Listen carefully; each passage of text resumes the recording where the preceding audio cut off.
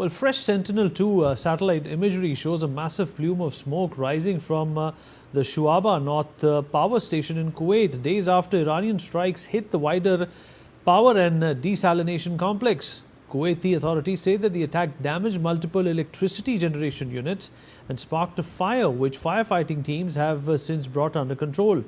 The government says emergency and technical teams are now assessing the damage and working to restore affected units.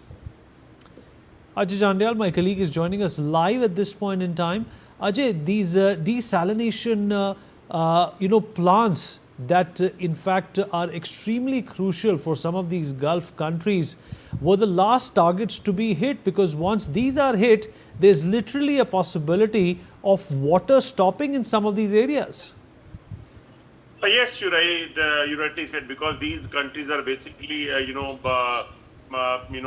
set up on the bank of the seas, and that's why these power plants, these desalination plants are very important as far as the water supply to the common masses are concerned. So that's why when it is being hit, means that it is going to impact the common masses as well.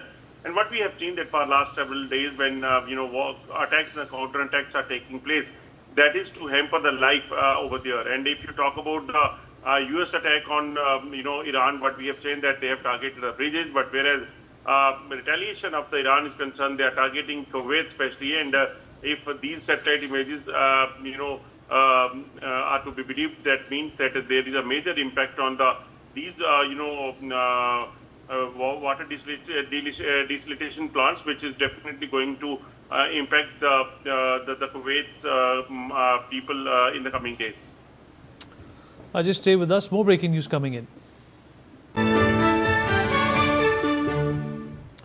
Well, the US has struck Iran again, with the Mehr News reporting numerous attacks around Sirik in the country's south.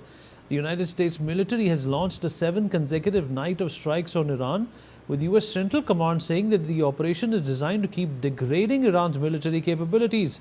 Iranian state media reported that explosions were heard in Sirik along with several other provinces in the south, as the broader conflict between the US, Israel and Iran continues to escalate following renewed hostilities.